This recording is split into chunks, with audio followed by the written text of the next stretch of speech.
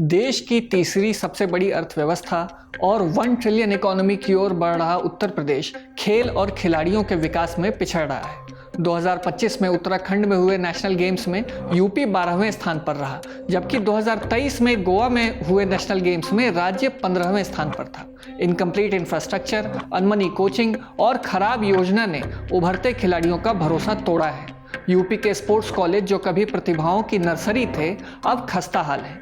सीटें खाली जा रही हैं और स्थायी प्रिंसिपल तक नहीं है। क्या है यूपी में स्पोर्ट्स का मौजूदा हाल, जानेंगे इंडिया टुडे मैगजीन में छपी आशीष मिश्र की खास रिपोर्ट के जरिए।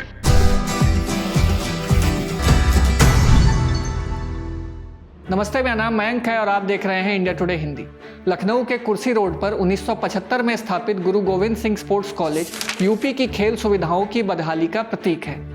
2015 में अखिलेश यादव की सरकार ने 159 करोड़ रुपए की लागत से वेलोड्रम परियोजना शुरू की थी, जो 2022 तक पूरी होनी थी।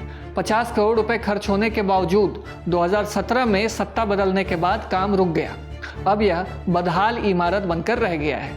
लखनऊ साइकिलिंग एसोसिएशन के सचिव अनुराग वाजपेयी कहते हैं, वर्तमान में खेल की स्थिति पे मैं क्या बात करूं।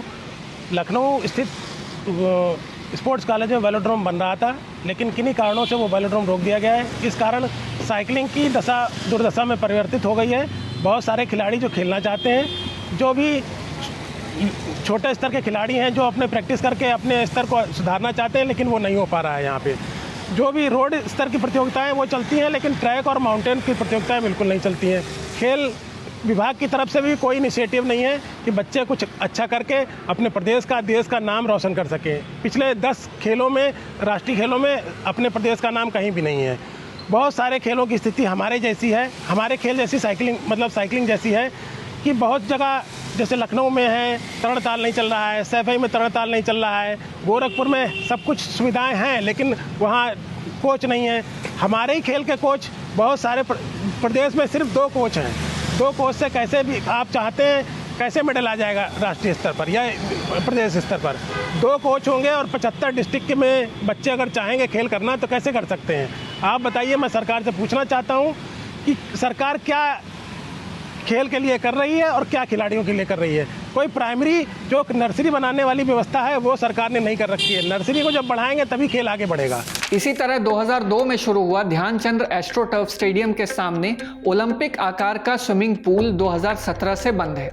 तैराकी हॉस्टल को 2016 में सैफई ट्रांसफर कर दिया गया और अब पूल खंडर में तब्दील हो गया है। प्रिंसिपल अतुल सिन्हा का कहना है कि वेलोड्रोम और पूल की जांच चल रही है, लेकिन ठोस प्रगति बिल्कुल नहीं दिखती। लखनऊ, गोरखपुर और सैफई के स्पोर्ट्स कॉलेजों में कुल 1195 सीटें हैं, लेकिन पिछले साल केवल 894 भरी गईं। इस साल 250 से भी ज़्यादा सीटें खाली रह गई हैं। बायोलॉजिकल एज सर्टिफिकेट की अनिवार्यता ने कई अभ्यर्थियों को बाहर कर दिया। हाई कोर्ट के आदेश पर बाराबंकी के एक अभ्यर्थी की दोबारा जांच में एज में अंतर पाया गया, लेकिन रूल बुक के अनुसार पुनर्जांच यानी फिर से जांच करने का प्रावधान नहीं है। नतीजन कई अभ्यर्थी कोर्ट पहुंच रहे हैं। 7वीं और 9वीं कक्षा में सीधे प्रवेश की व्यवस्था भी असफल रही। यूपी के ये तीनों sports college Uttar Pradesh sports colleges society के तहत चलते हैं, जिसके अध्यक्ष खेल मंत्री हैं। लखनऊ के स्पोर्ट्स कॉलेज के प्रिंसिपल नोडल अधिकारी हैं, लेकिन 1975 से लखनऊ में स्थायी प्रिंसिपल ही नहीं है। अतुल सिन्हा, अली हैदर और सर्वेंद्र सिंह चौहान अतिरिक्त प्रभार संभाल रहे हैं। पूर्व वॉलीबॉल कप्तान रणवीर सिंह कहते हैं, देखिए वो जो गंभीरता होनी चाहिए ना, ये खेल की बात नहीं है, ये प्रदेश की, देश की प्रतिष्ठा की बात है। पूरी दुनिया में जो लोग, मैंने तो ओलंपिक 96 में एज ए सिक्योरिटी अफसर में गया, मैंने देखा हम में उनमें क्या कमी। एशियन गेम 13 में हम गए खेलने, हमारे पास किट तक नहीं थी 74 में, प्रॉपर जूता जो कि इंडोर में खेलने का वो नहीं था।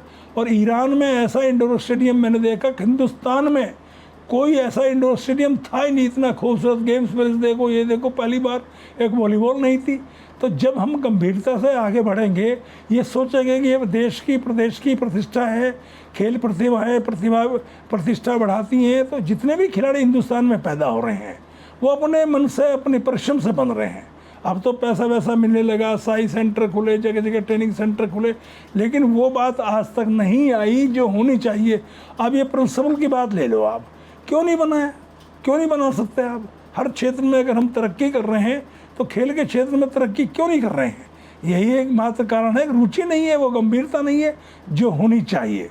देश की प्रदेश की प्रतिष्ठा के बारे में अगर हम सोचेंगे हमें कुछ अच्छा बनाना है, आगे बढ़ाना है प्रतिभाओं को ईमानदारी से, तो वो ईमानदारी नहीं रही है। 2015 से 2019 तक लखनऊ स्पोर्ट्स कॉलेज के कार्यवाहक प्रिंसिपल रहे विजय गुप्ता को भ्रष्टाचार के आरोप में 2020 में बर्खास्त किया गया।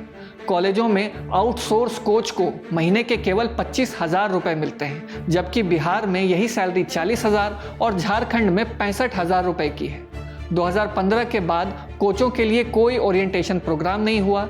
रणवीर सिंह के मुताबिक कम वेतन और आधुनिक प्रशिक्षण की कमी से जूझते खिलाड़ी निजी कोच की ओर जा रहे हैं। मैं ये लखनऊ के गुरु गोविंद सिंह स्पोर्ट्स कॉलेज में खड़ा हुआ हूँ। ये एक जो प्रोजेक्ट है, ये वोलोड्रम प्रोजेक्ट है।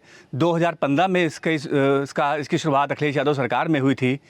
150 करोड़ से अधिक का प्रोजेक्ट था। देश का पहला वोलोड्रम यानी साइकिल ट्रैक बनना था, इंडोर साइकिल ट्रैक। लेकिन 10 साल में इसकी क्या स्थिति हो गई है आप देखिए। जो दर्शक दीर्घा है ये बिल्कुल बदहाल अधूरी पड़ी हुई है और जगह जगह से धंस गई है। साइकिल ट्रैक जो बनना था वो सिर्फ वहाँ पे घास उगाई है और पूरा आप इधर से आप देखेंगे तो पूरा जो दर्शक दीर्घा उस साइड में है पूरी वो धंस चुकी है। बदहाली का आलम ऐसा है।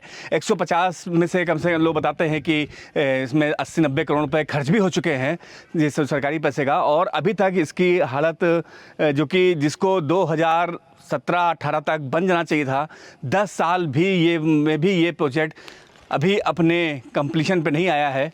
और इस तरह से जो यहाँ के बच्चे हैं, स्पोर्ट्स कॉलेज के जो छात्र हैं, जिनको साइकिलिंग के फील्ड में अंतर्राष्ट्रीय सुविधाएं मिलनी थी, वो अभी तक अधूरी हैं।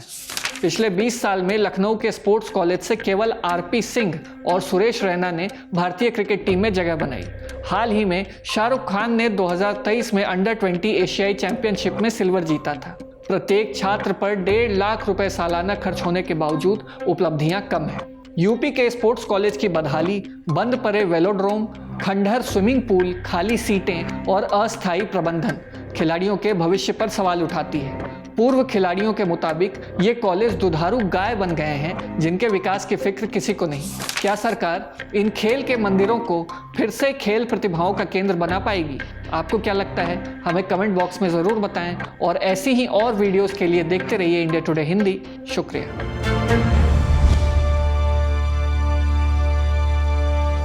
इसी तरह की तसल्ली से भरी हुई एक्सक्लूसिव रिपोर्ट्स देखने के लिए सब्सक्राइब करें इंडिया टुडे हिंदी का यूट्यूब चैनल और बेल आइकन जरूर प्रेस करें ताकि वीडियो अपलोड होते ही आपको खबर हो जाए।